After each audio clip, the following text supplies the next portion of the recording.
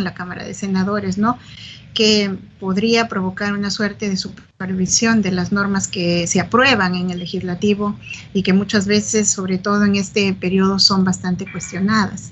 Entonces, creo que es interesante mirar un poco cómo la bicameralidad podría ir generando algunos aportes a mejorar la función legislativa, e incluso podría ir corrigiendo algunos problemas de representación que ya tenemos en el Congreso, en los temas de inclusión y el tema de equilibrio también, ¿no?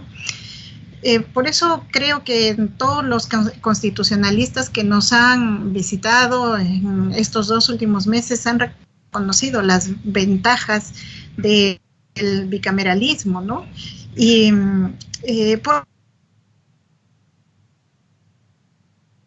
porque durante estos últimos años se ha anunciado más bien que la estructura del Estado del legislativo específicamente no están funcionando adecuadamente, y tal vez el bicameralismo podría ayudar a suplir esas deficiencias.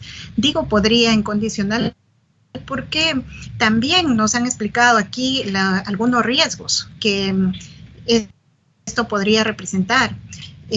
Las deficiencias del unicameralismo se podrían, en realidad, corremos el riesgo de que se puedan plasmar nuevamente o ser trasladadas a un régimen bicameral.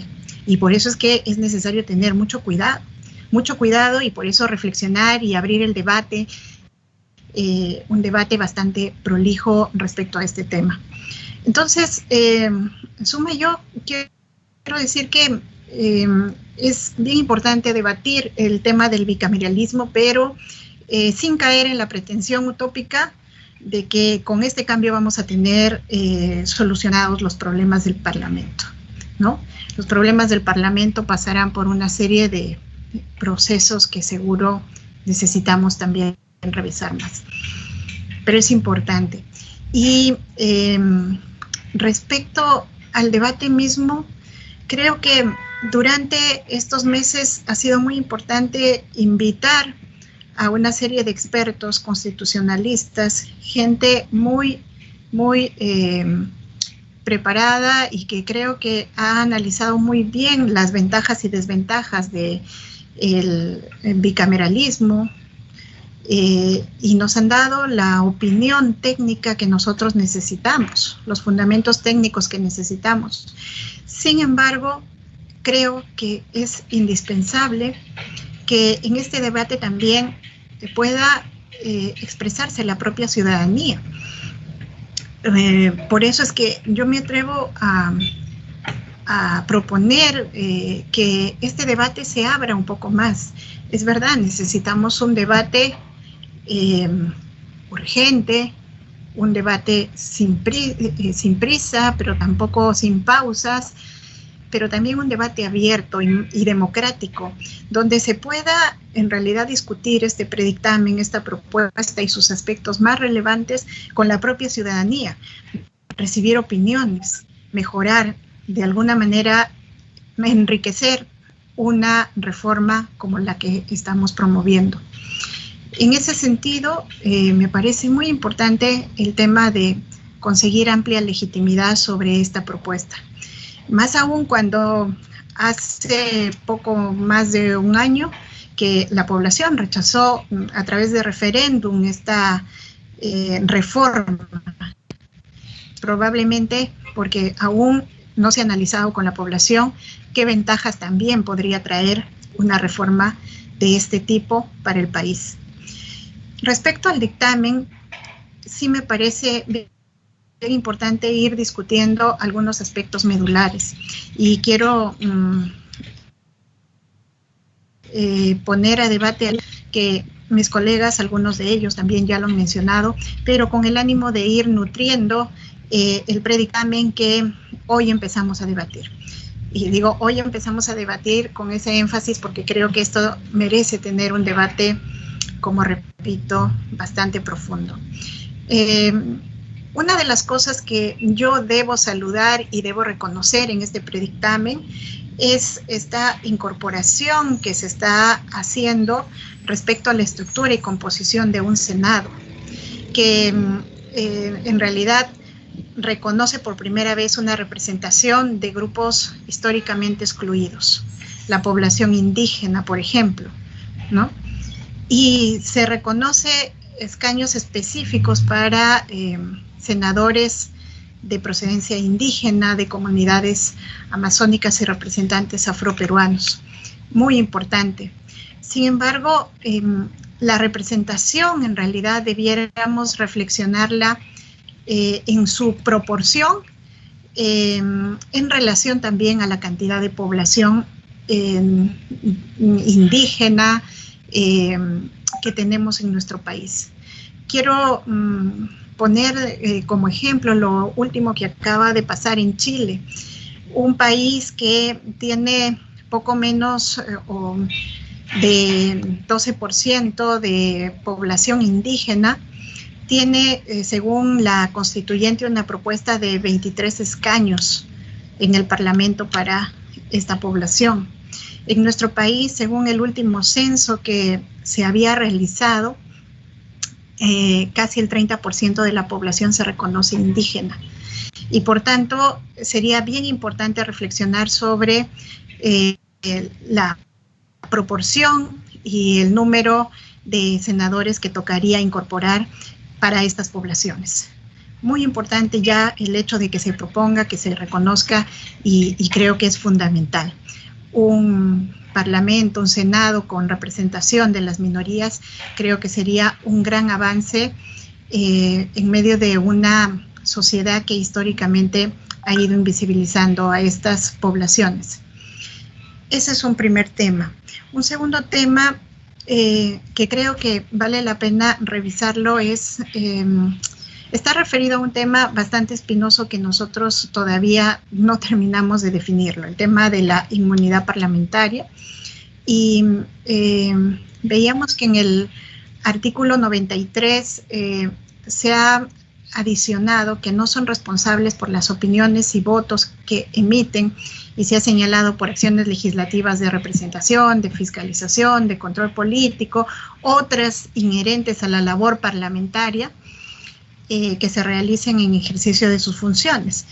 Nos parece que esto que se ha adicionado respecto a labores de representación, de control político, otras, incluso esta denominación tan abierta de otras inherentes a la labor parlamentaria, no nos parece necesaria ni conveniente. Con el problema expuesto sobre el tema de la inmunidad parlamentaria, más bien hay que tratar de regularla en lo estricto, ¿no? Y sin eliminarla, restringirla al tema de las opiniones por los votos que se emiten, etcétera, pero no dejar una fórmula tan abierta que pudiera generar una serie de distorsiones, ¿no? Ahí se han visto muchas veces que parlamentarios han hecho uso de tráfico de influencias en nombre de su labor de representación, por ejemplo, y entonces no queremos dejar abiertos esas posibilidades para que se repitan ese tipo de situaciones. Entonces, proponemos que se revise eso. En cuanto al artículo 99 y 100 sobre la acusación constitucional, creemos que hay que hacer una formulación probablemente respecto al vocabulario que se está utilizando ahí, porque se está haciendo referencia a una serie de términos del antiguo Código de Procedimientos Penales y no de acuerdo al nuevo Código Procesal Penal. Entonces hay que revisar esta terminología que ya resulta obsoleta y de alguna manera debiera considerarse también, por ejemplo, que cuando se realiza las acusaciones constitucionales, debiéramos dejar la posibilidad de que la judicatura, cuando llegue, digamos, después de la evaluación del Parlamento de la acusación constitucional, la judicatura debiera tener la posibilidad de también adecuar los tipos penales, ¿no? Porque a veces el Parlamento, que no siempre está compuesto por gente experta en derecho penal, califica un determinado delito y cuando llega, digamos, a manos del Poder Judicial, resulta que lo que se configuró fue otro delito, ¿no? Entonces, ahí se podría mejorar a lo mejor la redacción. Quisiéramos sugerir también que a lo mejor en esta oportunidad que se está proponiendo esta reforma, se debe aprovechar para regular mejor también el tema de la vacancia, por ejemplo, un tema que estamos sufriendo en este momento, que tiene una causal como incapacidad moral y en realidad podríamos aprovechar como para determinar algunos elementos objetivos que determinen esta incapacidad o ampliar los supuestos del artículo 117 para que se pueda adicionar y se pueda establecer de manera más concreta qué significa el tema de la incapacidad moral, ¿no? Una cosa puntual que nos parece importante, creo que uno de los colegas lo señaló, es respecto a algunas funciones que asume la Cámara de Senadores. Y entonces acá se le da una de las funciones el tema del control parlamentario sobre la prórroga de los estados de emergencia. Esto es bastante positivo, creemos nosotros, y que no solamente debieran intervenir para evaluar la prórroga, sino en todos los casos cuando se determina un estado de emergencia. ¿Por qué? Porque en estos últimos años los estados de emergencia, por ejemplo, han sido utilizados o mal utilizados como mecanismos de control social y no corresponde. Entonces, siempre sería necesario que la Cámara de Senadores cumpliera el rol de poder revisar la imposición de estos estados de emergencia o sus ampliaciones o prórrogas. Entonces, son algunos de los elementos que nosotros, habiendo leído por primera vez, digamos, el predictamen, estamos proponiendo y iremos con el debate también, seguro, planteando algunas propuestas más. Muchas gracias. Sí, muchas gracias, congresista. Le agradeceríamos, por favor, que nos pueda alcanzar su fórmula de su texto sustitutorio, si lo tuviera, por favor. Gracias, congresista Vázquez. Gracias. Muy bien, al otro señor parlamentario o señora parlamentaria que quiera hacer uso de la palabra, por favor. No, en el chat no me aparece, digamos... Presidente, la palabra. Sí. Sí, primero, por orden, creo que con esta Roel y después con esta Almerí, me parece, ¿no? O sea, no tengo el orden. Le cedo la palabra a mi colega Roel, que aparece en la pantalla, presidente. Perfecto, después. Gracias, Carlos. Listo, Gracias, colega. Me alegra que se hayan puesto de acuerdo, porque ponen en todo caso, digamos, en una encrucijada al presidente de la comisión. Gracias, congresista Roel. Adelante, por favor, encantado. Muchas gracias y a la presidencia y a mi colega Carlos Almerí. No se preocupen, voy a ser súper puntual con los temas que tengo respecto al predictamen que nos ha sido el día de hoy.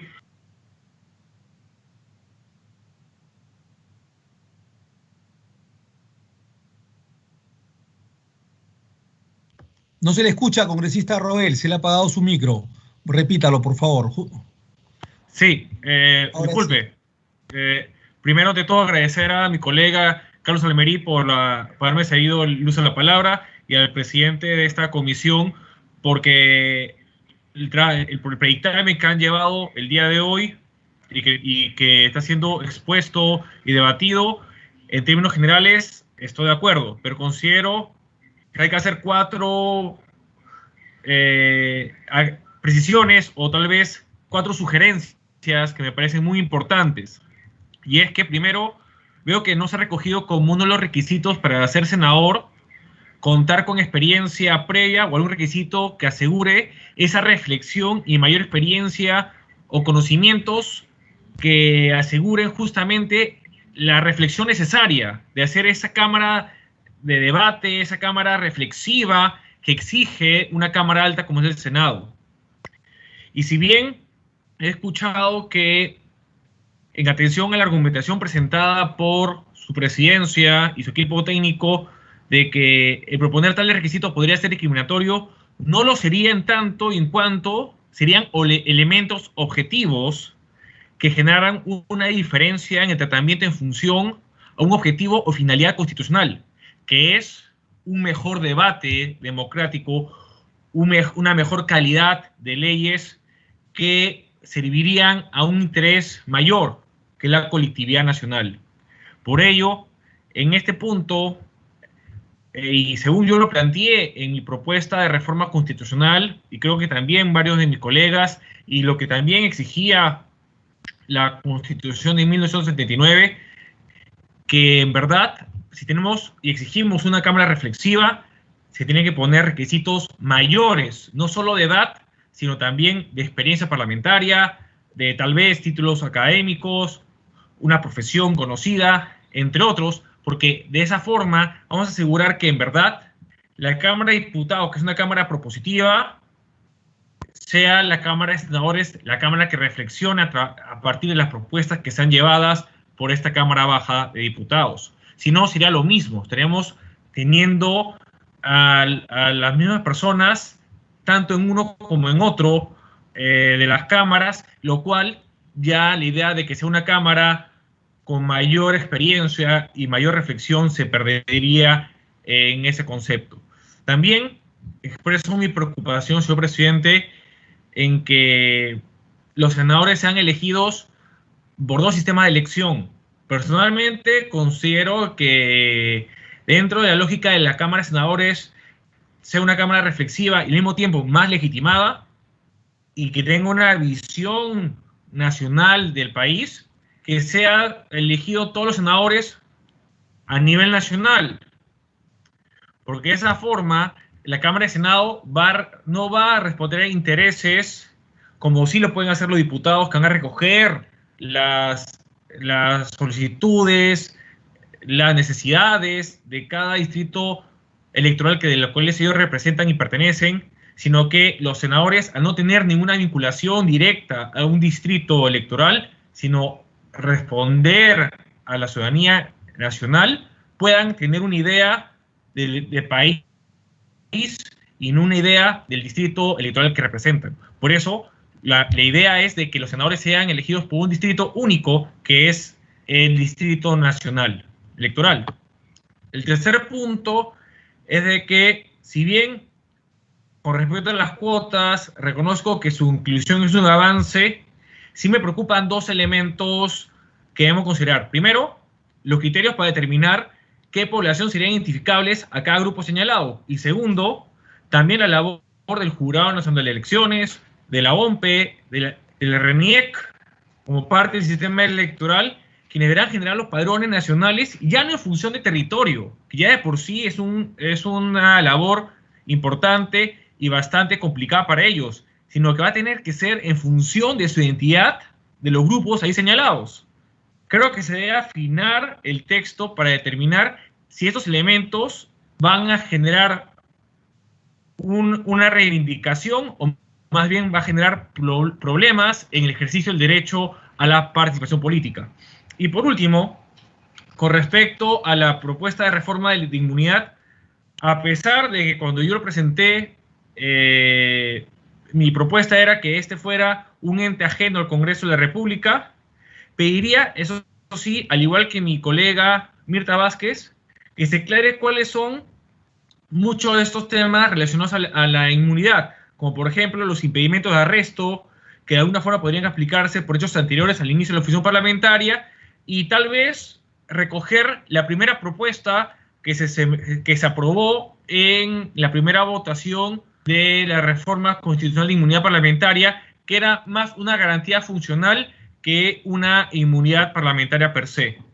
Y ya por último, nuevamente felicitar al presidente de la Comisión de Constitución y Reglamento, a la Secretaría Técnica, Patricia Durán, y a todo su equipo, porque han hecho un trabajo bastante interesante, bastante bueno, en la búsqueda de reivindicar lo que fue una tradición republicana del Parlamento, que era siempre ser un parlamento bicameral y que solo por 2 excepciones hemos sido un parlamento unicameral.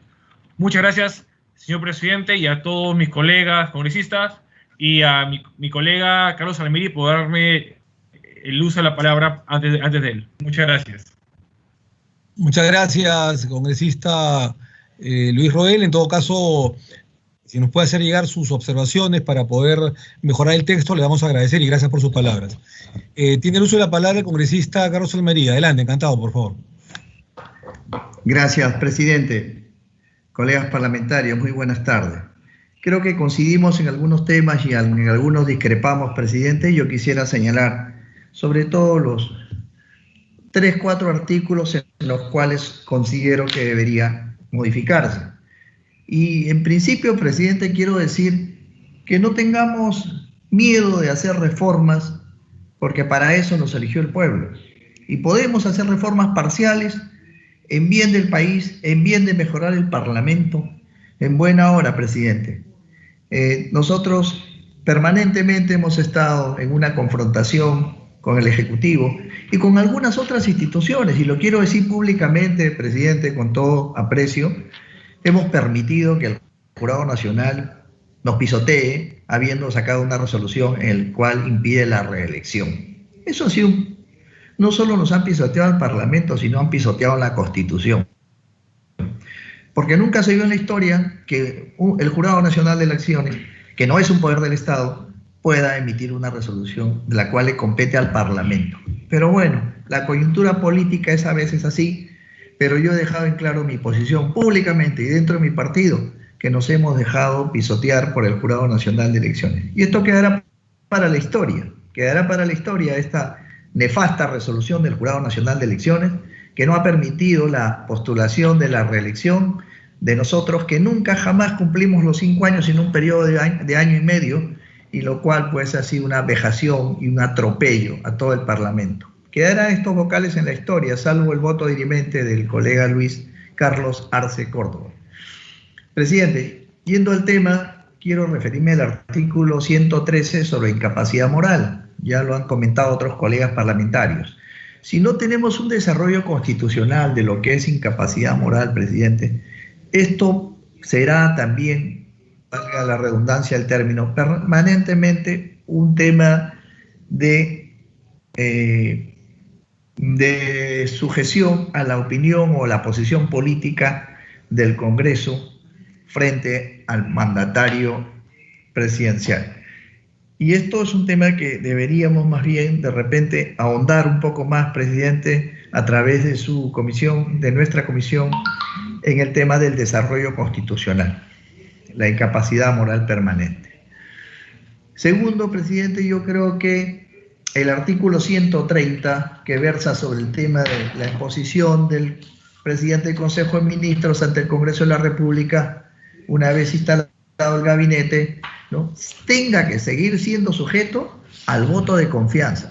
¿Y por qué lo digo, presidente? Porque voy a poner una situación, colegas parlamentarios. ¿Qué pasa si viene un presidente del Consejo de Ministros con un gabinete de ministros que no tienen la capacidad para poder afrontar un manejo del gobierno? ¿Podemos darle la confianza a un gabinete, a un presidente del Consejo de Ministros que tal vez nos trae un esquema, un plan de gobierno que pueda ser insostenible? Claro que no. Por eso que el voto de confianza justamente se creó, presidente, se creó, colegas parlamentarios, para que podamos compulsar, para que podamos interpretar y reflexionar ese plan de gobierno que nos presenta el Poder Ejecutivo, que no es elegido por el pueblo, sino los ministros traen sus planes de gobierno y presentan pues su esquema y su plan de 5 años o año a año. En ese sentido, presidente, yo creo que el voto de confianza debe permanecer como un requisito sine qua non dentro del artículo 130 de este dictamen de ley. Ahora, en el artículo 90, yo quiero, presidente, también, dentro de una democracia, la libertad de expresión es sagrada. Y no hay que tener miedo de decir las cosas, presidente. Cuando se dice que hay que elevar los requisitos para ser un senador de la República, nos tratan, cuando pedimos mayores requisitos, nos dicen que somos discriminatorios, que somos elitistas, que somos argolleros, que somos políticos retrógradas, que somos, de repente nos tildan hasta de términos que no valdría la pena expresar. Y yo creo que una edad para ser senador de la República debería ser 50 años. Pero considerando que la población del país, hay mucha gente joven, pujante hoy en día, la edad podría ser 45 años. 45 años donde ya un hombre, presidente, empieza a tomar ya la madurez mental, el sosiego de la vida, ya los hijos están creciendo, uno se ha consolidado dentro de la profesión, quizás ha tenido mayores estudios, mayor tiempo de trabajo, mayor conocimiento del país y de la nación, presidente, porque mire usted, hay gente que no conoce solo Lima, y yo quiero recordar una anécdota muy triste de parte de mi vida cuando trabajaba muchos años en Iquitos, tenía mi casa, y cuando hubo el conflicto con el Ecuador, me preguntaron algunos colegas de Lima, que toda la vida vivieron en Lima, me dijeron en un almuerzo acá en Lima, cuando retornaba a ver a mi madre, a mi padre, me preguntaron, ¿cómo es posible que allá en Loreto se peleen por 1 kilómetro cuadrado de Tihuinza? 1 kilómetro que no tiene que ver nada con el 1.215.000 hectáreas que tiene el área del territorio nacional, ¿no? ¿Cómo puede la gente decir ser tan ignorante allá? Y yo me quería reír de mis colegas limeños porque realmente el que no conoce el país, no conoce su tierra, no la puede amar como el que vive ahí y la conoce y come de esos frutos de esa tierra. Por eso que me convencí una vez más que no pueden haber pues representantes de la patria que solo conocen Lima, que no saben cuál es la perla del Guayara, que no saben cuál es la perla de los Andes, que Tarma y Yurimagua son ellas, son esas cosas, son esas tierras. Entonces, presidente, para ser senador, si vamos a hacer una cámara senatorial, hagamos una cámara pero que realmente se diferencie en muchos términos de la Cámara de Diputados. Hagamos una cámara de gente con 45 años, que sean personas notables. Y cuando me refiero a notables, me refiero a que pueden ser grandes dirigentes, líderes o profesionales destacados, artistas destacados del país, ¿no? No necesariamente que tengan riqueza. Porque la gente piensa que cuando va a haber una cámara senatorial, piensan, no, pues eso era en el Senado romano, eran los que tenían poder y dinero en Roma. O que en la Grecia antigua recién eran los viejos, la gerontocracia, los viejos que dominaban la asamblea y que eran los representantes mayoritarios, los más representantes más conspicuos y sabios de la época. Entonces, la gente entiende por ahí que iría ese tema de la Cámara de Senadores o la Cámara de los Lores, que eran los dueños de las tierras heredadas del sistema feudal. Entonces, eso, presidente, si bien es cierto que esta historia de las cámaras deviene de esa antigua historia que conocemos en la gran mayoría, el presidente tiene que tener parte de esas raíces, de ese origen. Y yo considero que una Cámara de Senadores tiene que estar hecha de los más notables del país, de los mejores padres de la nación. No puede estar cualquiera en la Cámara de Senadores, presidente. Y no es un hecho discriminatorio. Lo digo porque he caminado por casi toda mi patria. Me siento orgulloso de estar en la política por conocer mi país, quizás mucho más que la gran mayoría de peruanos.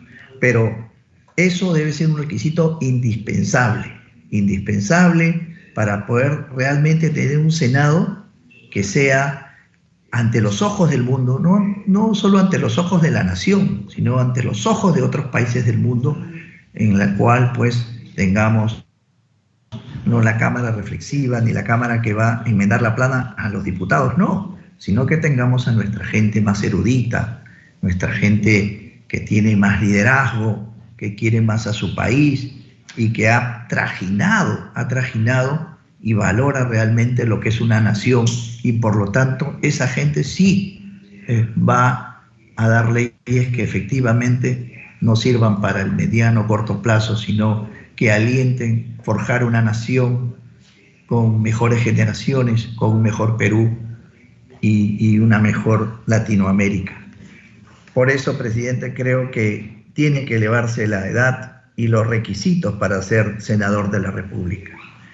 Y en lo que estoy de acuerdo, presidente, y comparto, es en el doble distrito que se está planteando, el distrito electoral único y el distrito electoral múltiple. ¿Por qué? Porque le damos tanto espacio a las regiones para que tengan sus representantes, y también el distrito único nacional, donde estarán pues los hombres reconocidos por el país, los que han podido hacer trabajo profesional, social, sindical, político, empresarial en parte del país, y por lo tanto ellos serán los más reconocidos. Por eso considero que esos dos espacios dan tanto a la descentralización, es decir, un representante a cada región, y también da un espacio a los hombres más notables que han caminado por la nación. En ese sentido, presidente, yo en el debate que llegará esto al Pleno sustentaré más profundamente las opiniones, presidente, que acabo de expresar, porque el tiempo siempre es nuestro peor enemigo. Por eso que quiero, presidente, dejar en clara mi posición respecto a ser un Senado de la República, y también lo felicito porque creo que estamos en esa línea de poder lograr esto, y que el año 2022 regresemos a la bicameralidad y el Perú tenga un parlamento más grande, más ilustrado, más probo, y que el pueblo pueda decir que se siente orgulloso de su parlamento. Gracias, presidente. Gracias, colegas parlamentarios. No, ustedes las gracias. Estamos tomando nota de lo que usted nos ha manifestado, también de los demás señores parlamentarios. Si ustedes tienen alguna observación adicional, pueden hacer llegarla a Secretaría Técnica o a quien habla, a mi WhatsApp, para poder, digamos, mejorar el texto y poder tener un consenso, porque acuérdense ustedes que hay que ceder posiciones, como siempre les dije en otras leyes. Es una, digamos, negociación política para llegar a sacar adelante esta reforma, porque se necesitan 2/3 de la votación del número legal de congresistas. No nos serviría nada ponernos de acuerdo acá, tener mayoría, cuando en el Pleno no tenemos 87 votos mínimo. Entonces, creo que todos vamos a manejar un texto de consenso, de escuchar a todas las bancadas, a todos los señores congresistas, de hacer obviamente modificaciones al texto, siempre he dicho, sin malograr o sin modificar la estructura o la columna vertebral de la bicameralidad, y a lo que se ha llegado en los acuerdos previos y en los consensos que ha originado las exposiciones de los señores invitados, los especialistas.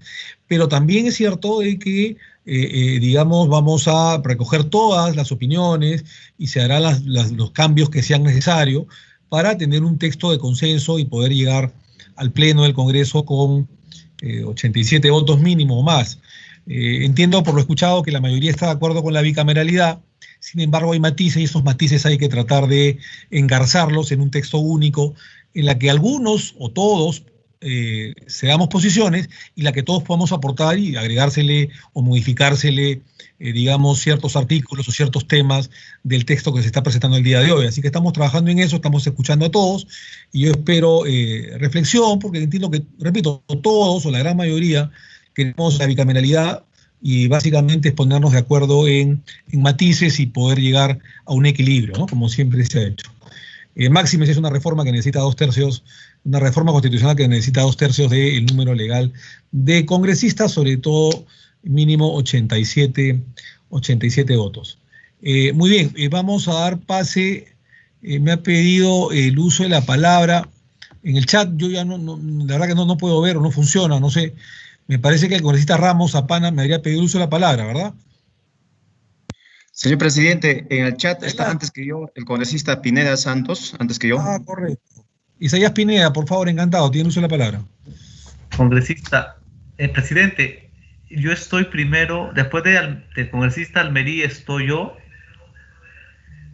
Mani, y después el congresista Pineda, luego el congresista Columbus y luego el congresista Mamani, no tengo ningún problema en cederle el uso de la palabra, pero entiendo que usted ha intervenido y se lo vamos a ceder, pero en todo caso después que haya la primera ronda, ¿le parece? Perfecto, no hay ningún problema, presidente. Muchas gracias. Sí. Congresista Pineda, encantado. Adelante, por favor. Señor presidente, muchas gracias. Y buenas tardes a través suyo a todos los congresistas de la Comisión de Constitución.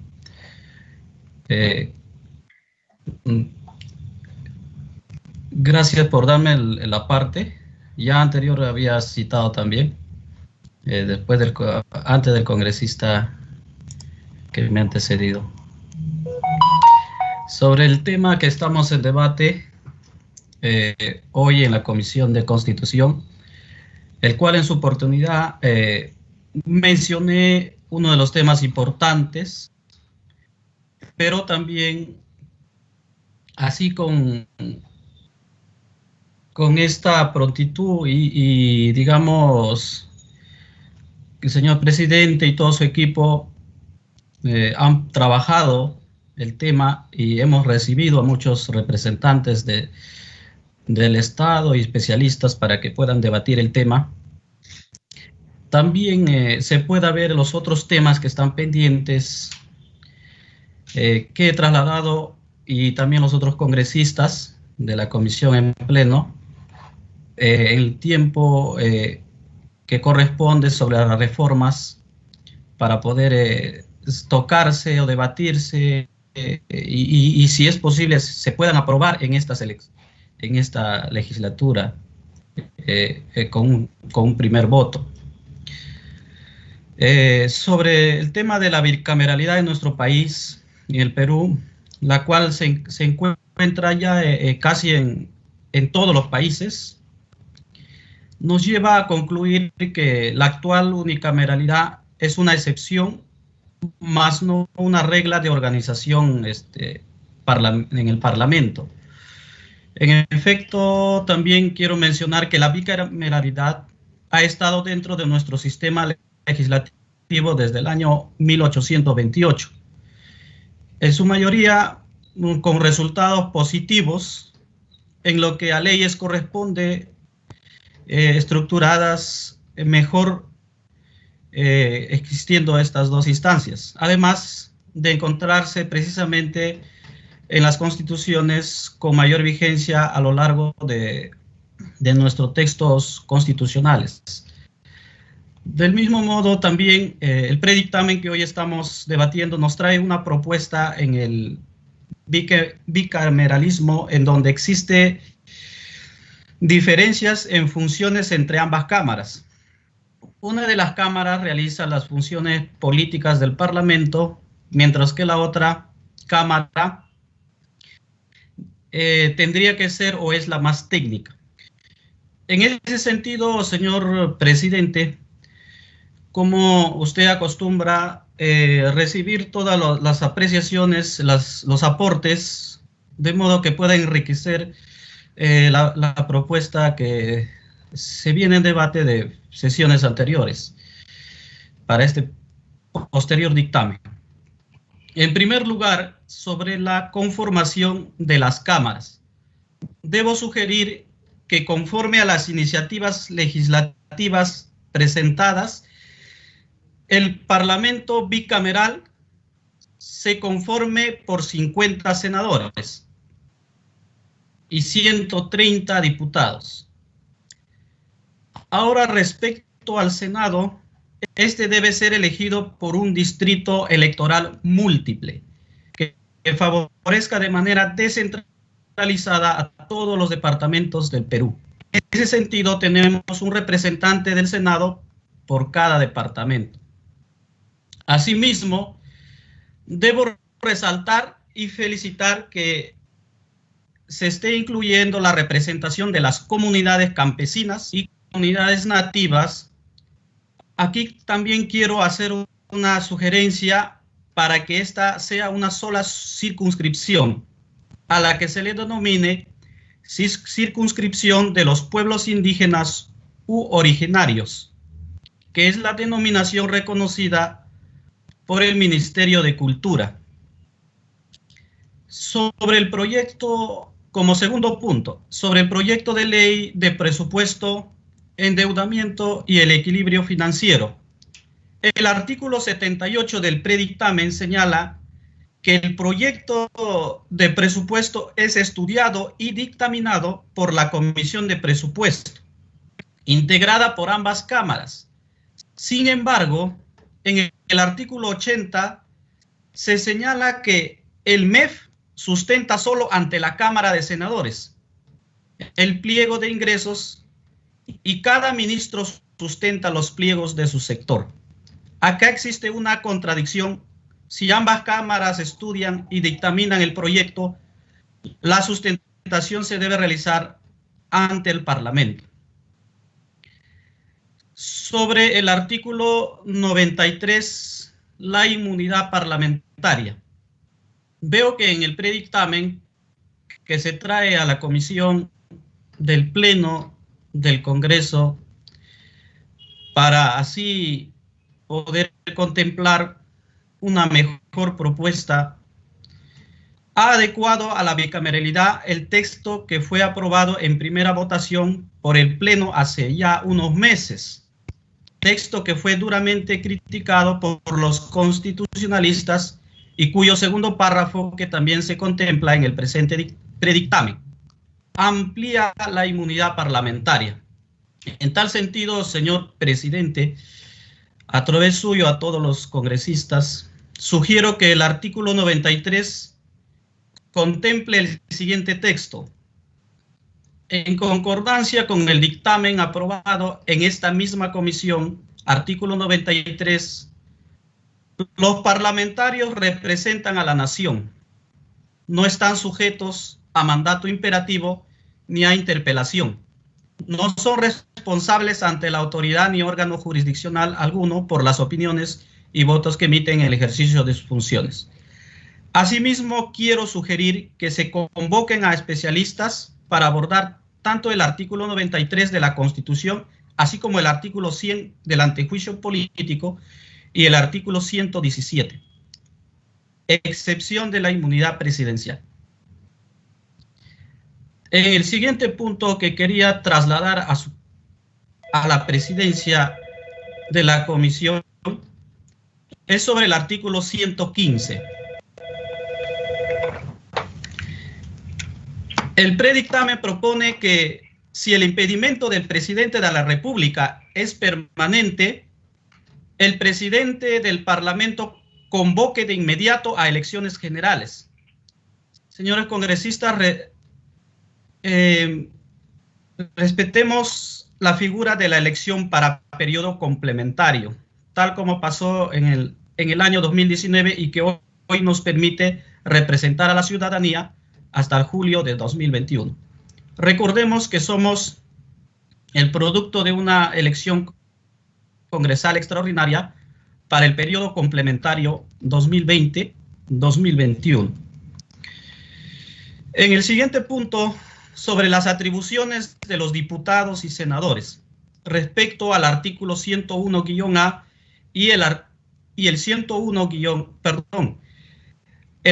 101-A y el 102-A, que se propone incorporar a la Constitución, se establece como atribuciones de la Cámara de Diputados dar leyes y resoluciones legislativas. No obstante, será el Senado quien las revise. Además nos dice que el Senado es quien da leyes orgánicas y de reformas constitucionales. Sugiero hacer algunos ajustes a efecto de determinar bien las atribuciones de ambas cámaras respecto a la función legislativa. Como último punto, señor presidente, sobre la elección y el periodo del parlamentario. Finalmente, espero pueda también contemplar sobre la propuesta en el texto que pretende cortar el periodo electoral 2021-2026, con la finalidad de que la bicameralidad entre en vigencia en enero del 2023. Los señores congresistas debemos tomar en cuenta el periodo electoral 2021-2026. Es por ello que traslado esta propuesta, señor presidente, para que usted lo pueda adjuntar y también consensuar en un posterior dictamen, y también podamos seguir mejorando la propuesta. Señor presidente, es mi participación. Muchas gracias. Congresista Pineda, antes que se vaya a corte, ¿no? Le agradeceríamos que sus propuestas nos las pudiera hacer llegar a través de un documento por Secretaría Técnica. Hemos escuchado sus propuestas, en muchas estamos de acuerdo, en otras no tanto, de acuerdo al consenso, pero sí nos gustaría mejorar el texto de acuerdo también a lo que usted ha señalado, y nos encantaría que haga llegar sus propuestas. Lo que sí le digo, y rotundamente, a lo mejor no se ha entendido bien, pero lo voy a volver a repetir, es que acá no se está cortando ningún mandato popular, por si acaso. Es decir, el congresista de la República, que es el electo el próximo año, en abril del 2021, va a terminar su mandato el 2026. O sea, acá no se recorta absolutamente nada, no porque el Senado se elija en octubre del 22 y comience en enero del 23, se le recorta el mandato al congresista que ha sido electo en abril próximo. Él va a tener sus 5 años, que es de julio del 21 hasta julio del 26. O sea, no se le está recortando en lo absoluto ni un día de mandato al congresista que va a ser electo el próximo año. Así que eso le quisiera decir para que se entienda bien. Muchas gracias, congresista Pineda. Gracias, señor presidente. Le haré llegar a través lo de... demás está claro, no tiene ningún problema, pero ese último tema que quede claro, el congresista electo el próximo año, no se le va a recortar un día, va a tener 5 años de mandato como costumbre, ¿no? Presidente, sí, gracias por la aclaración, pero es necesario que podamos contemplar un periodo, inicio, todos entran y hacen un trabajo. Correcto, eso me lo hace llegar. Posteriormente, muchas gracias, señor presidente. Sí, gracias a usted, señor Pineda. Tiene el uso de la palabra el congresista, primero Dieter Columbus, después el señor Ramos Zapana y luego el congresista Mamani. Congresista Columbus, con todo afecto, adelante, por favor. Muchísimas gracias, señor presidente. Definitivamente este es un tema académicamente y políticamente apasionante, señor presidente, y el hecho de que estemos discutiendo este tema en la Comisión de Constitución es algo que se tiene que felicitar, porque más allá del resultado que pueda tener la votación, ¿no?, del predictamen, esto lo que nos demuestra es que hay interés por darle un nuevo aire al Parlamento. Pero en esa misma línea, yo le pediría, señor presidente, ¿no?, que cuando tengamos la nueva versión del predictamen, que me imagino que será producto de todos los aportes valiosos de mis colegas, ¿no? Por ejemplo, datos importantísimos que ha resaltado Marta Chávez hoy día también, pero no debemos olvidarnos, colegas, que con el respeto que yo le tengo a mi amigo el congresista Almerí, ¿no?, que la estructuración de un Senado, ¿no?, o de una nueva estructura parlamentaria bicameral, quizás no debería centrarse solamente en el tema de edad, señor presidente, ¿no? Escuchaba a mi amigo el congresista Almerí que señalaba pues que un senador debería ser de como que 50 años, ¿no? Que debería ser de 50 años porque las canas pintan sabiduría, que es lo que se entendió del mensaje de mi amigo Almerí. Y la verdad, hoy en día, pueden haber personas que tiñan canas y que pese a las canas que tienen, ¿no? La forma de razonar puede ser más que pueril. Y así como pueden haber compatriotas imberbes, cuyo razonamiento puede ser impecable y extraordinariamente maduro, ¿no? Ya no estamos, señor presidente, en la época de los años 70 o 60, en donde solamente unos cuantos podían tener acceso a determinada educación, formación, ¿no? Vivimos en una, ya ni siquiera es leer el conocimiento, ya creo que ya hemos superado esa etapa, y en la que el acceso a la información por parte de, sobre todo los que son más jóvenes, les permiten tener una visión mucho más amplia de las cosas. Viajar por el país también es importante, pero el viajar por el país, ¿no? Y conocer la realidad del país de ninguna manera tiene que ver con la edad. Entonces, ¿qué quiero decir con esto, señor presidente? Sin ánimo de incomodar a nadie, que los criterios para establecer, digámoslo así, qué condiciones se tiene que tener para llegar a ser senador de la República, no necesariamente tienen que ver pues con cuestiones de edad, ¿no? Por más que algunos digan que si más vives, más experiencia tienes, ¿no? Depende de qué cosa hagas en la vida, ¿no es así? Puede ser de que vivas mucho y no hayas hecho nada en tu vida, y no por eso te has ganado el derecho a ser senador, ¿no? Entonces, creo que esta nueva bicameralidad, en una nueva normalidad en la que vivimos, señor presidente, tiene que ir de la mano con estructurar una nueva forma, una nueva visión, si quiere usted, de político. Y rescato lo que dijo mi colega Marta Chávez, ¿no? Tiene que ser un político, si cabe el término, profesional, señor presidente. Un político que entienda, ¿no? Que se tiene que respetar la Constitución. Un político que entienda, ¿no? Que los intereses de la patria están por encima de los intereses electorales. Un político que podría no tener títulos universitarios, podría no tener, ¿no?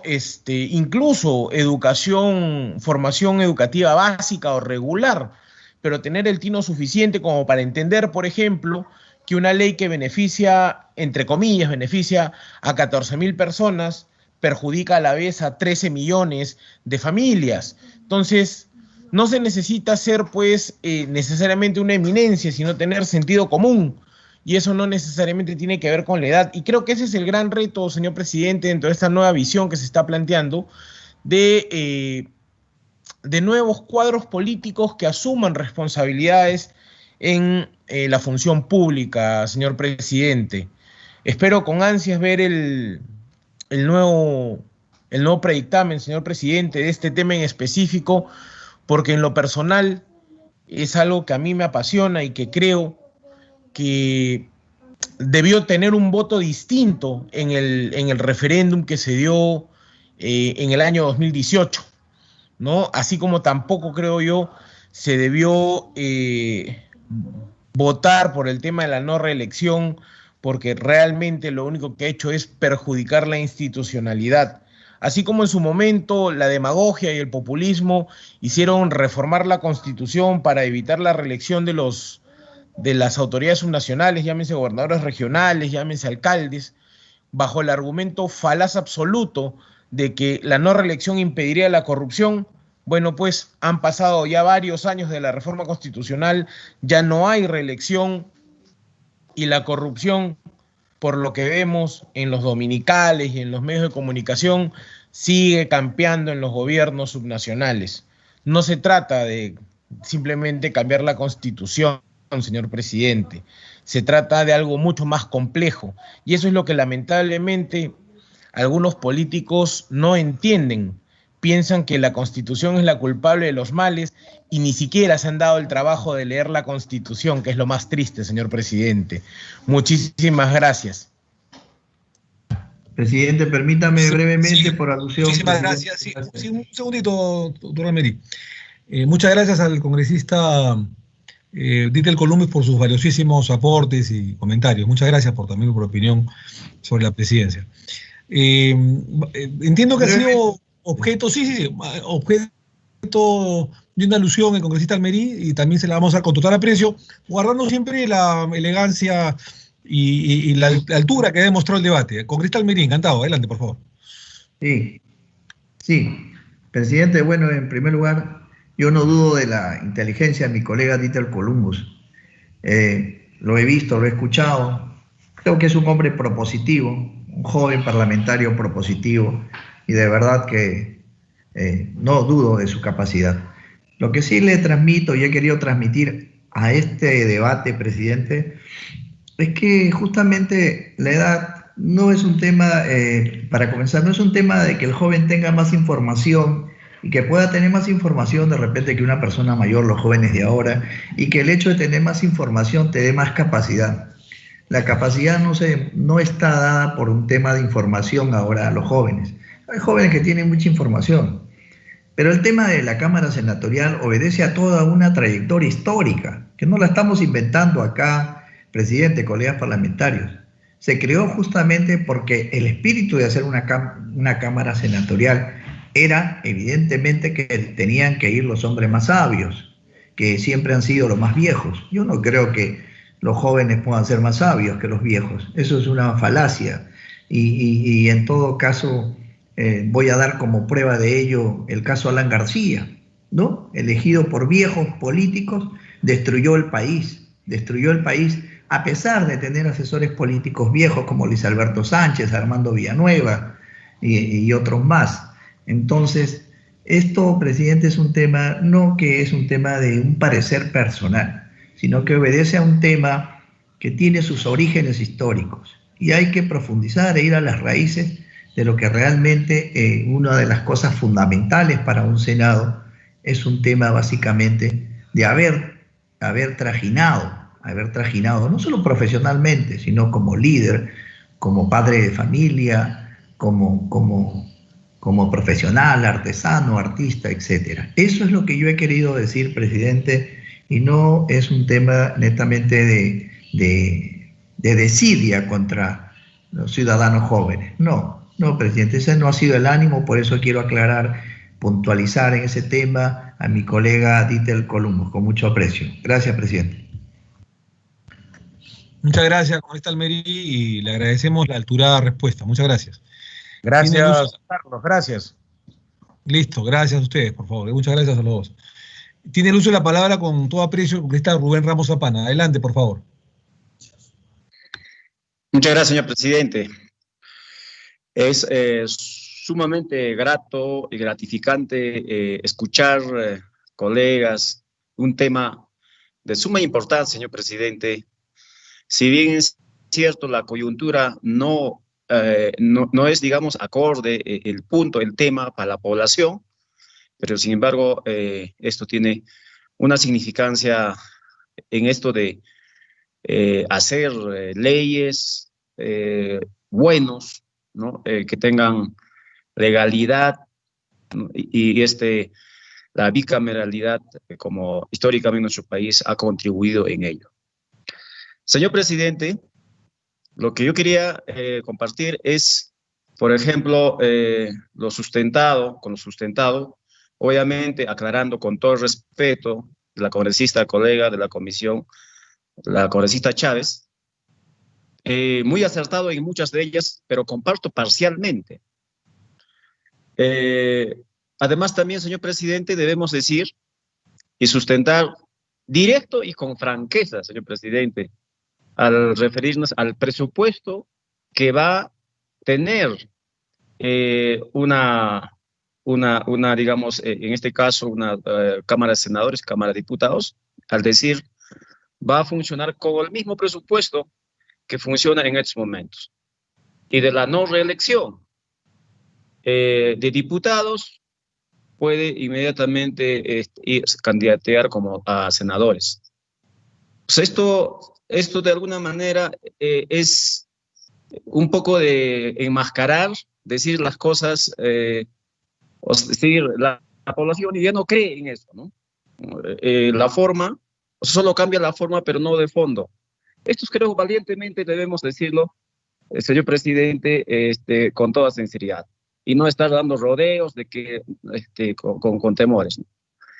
Asimismo, señor presidente, ¿por qué no priorizamos la inmunidad parlamentaria, la inmunidad ministerial de los ministros, de fiscales superiores, jueces supremos, del mismo presidente y otros altos funcionarios que este Congreso ya aprobó en la primera legislatura? Esto, señor presidente, también al inicio decía que con la congresista Chávez comparto parcialmente en muchos de lo que ha sustentado, pero discrepo totalmente con respecto que dice que la mejor constitución, ¿no?, de unicameral del 93 es la mejor. Ha significado un éxito económico. Creo que es cierto para un sector minoritario, un porcentaje minoritario, pero para un sector mayoritario ha sido perjudicial y ha desnudado esta realidad, esta pandemia. Hemos visto cómo ese porcentaje minoritario, aprovechando el libre comercio, el libre mercado, ha hecho el libre saqueo de modo constitucional, un libre saqueo gubernamental, o sea, promovido constitucionalmente y por el gobierno.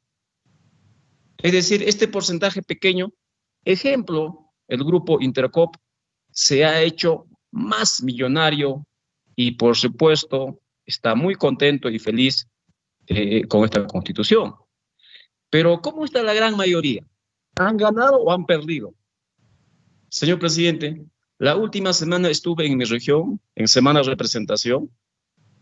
La gente me han comentado lo siguiente, diciendo: señor congresista, ¿por qué ustedes no recogen necesidades y preocupaciones de nosotros, o sea, del pueblo?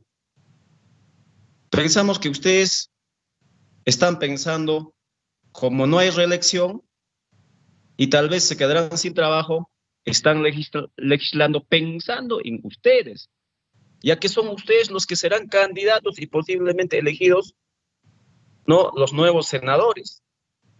¿Por qué no son valientes? Así como el país vecino de Chile, nos consultan al pueblo, a ese porcentaje de perdedores, con esta constitución libre saqueo, que es la gran mayoría, nos preguntan a través de un referéndum o otro mecanismo, ¿cómo estamos? ¿Qué necesidades tenemos?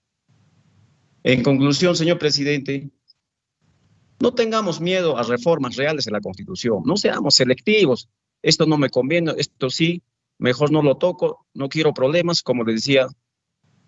Yo tengo presentado 6 proyectos de ley de reformas que no se tocan hasta ahora. Finalmente, señor presidente, eso de requisitos y la edad, estoy de acuerdo. Esta Cámara de Senadores debe ser para personas, para peruanos preparados y representativos. Y estoy de acuerdo con el congresista Almerí, la edad y algunos requisitos que debemos poner.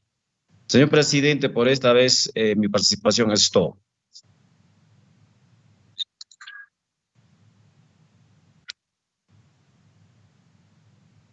Muchísimas gracias. Tiene el uso de la palabra el congresista Mamani. Adelante, por favor. Mamani Garriga. Muchas gracias, presidente. Quería realizar un comentario final para su consideración y su equipo técnico en torno a lo vertido por el colega vicepresidente del Congreso, el congresista Guillermo Aliaga, y su preocupación por la inmediatez que requiere el Poder Ejecutivo para dictar estados de emergencia. Sobre este tema, yo solo quería comentar que el texto sustitutorio que usted plantea en el artículo 137 y que recoge la idea de mi proyecto de ley 5616 no afecta en absoluto la rapidez ni la oportunidad con la cual el Poder Ejecutivo puede dictar una cuarentena, ya que, tal como se planteó y usted tuvo bien a recoger, solo se requerirá autorización para la prórroga, no para la declaratoria, por lo que el Ejecutivo tiene plena atribución para declarar de inmediato una cuarentena si se presenta una situación urgente y excepcional como la que estamos viviendo en este momento. Si a eso le sumamos que la emergencia puede ser declarada por 60 días por el gobierno, sin autorización de nadie, porque solo se busca regular las prórrogas, creo que hay un tiempo razonable para que el Ejecutivo pueda convencer y ponerse de acuerdo con el Congreso sobre la necesidad de una prórroga, más aún considerando que el mismo defensor del pueblo ha cuestionado las prórrogas excesivas de estas cuarentenas que afectan el derecho a la libertad personal, la libertad económica y la libertad de trabajo. Por ello es que es necesario, presidente, que la extensión de esta suspensión de derechos declarada a través de una cuarentena sea evaluada por la instancia representativa por naturaleza de la ciudadanía, esto es, el Parlamento. Por ello quería replicar este comentario del colega vicepresidente Aliaga para su consideración y de su equipo técnico. Muchas gracias, presidente.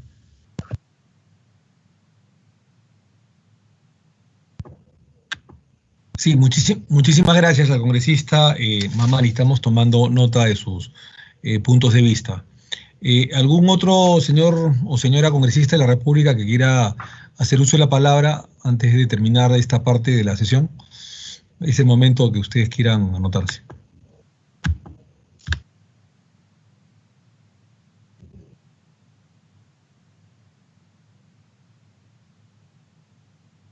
Muy bien, entonces hemos tomado nota de lo que ustedes han señalado, las principales observaciones. Estamos muy atentos a todos ustedes, los señores parlamentarios que han podido intervenir. Nuestro equipo técnico, está también el área de grabaciones del Congreso de la República, en la que estamos de alguna manera sin afectar la columna vertebral sobre el tema de la bicameralidad, tomando apuntes de las observaciones que han hecho ustedes. Yo les rogaría también que por favor pongan o expidan un documento, digamos, de recomendaciones, un texto sustitutorio de algún artículo, de los artículos que ustedes consideren pertinentes para traer un texto sustitutorio en la próxima sesión. Muy bien, no habiendo otro asunto que tratar, y siendo exactamente las 5 de la tarde con 20 minutos, las 17 horas con 20 minutos, vamos a levantar la sesión. Vamos a levantar la sesión hasta el día de mañana a las 3 de la tarde, en que se van a poner, digamos, a discusión los informes del congresista Gino Costa y su grupo de trabajo sobre decretos legislativos, decretos de urgencia, tratados internacionales, para ponerlo a la votación, y seguiremos seguramente con el tema de la bicameralidad para afinar el texto final. Así que muchísimas gracias y levantamos la sesión siendo a las 5:20 de la tarde. Que Dios los bendiga. Muchas gracias. Presidente, buenas tardes. Gracias, presidente. Congresistas, buenas tardes. Buenas tardes. Muchas gracias a todos, señores. Muchas gracias.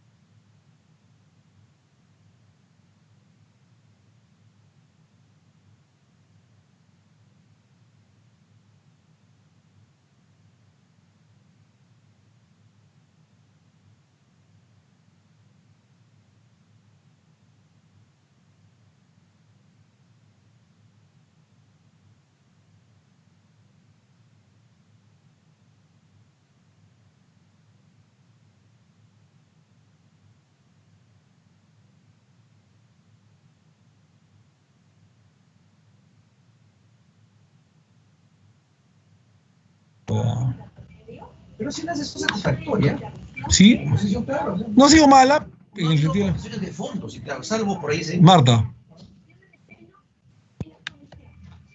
Estoy equivocado, mi querido. No, ninguna. Estoy de acuerdo contigo. La cosa es armonizar todo esto.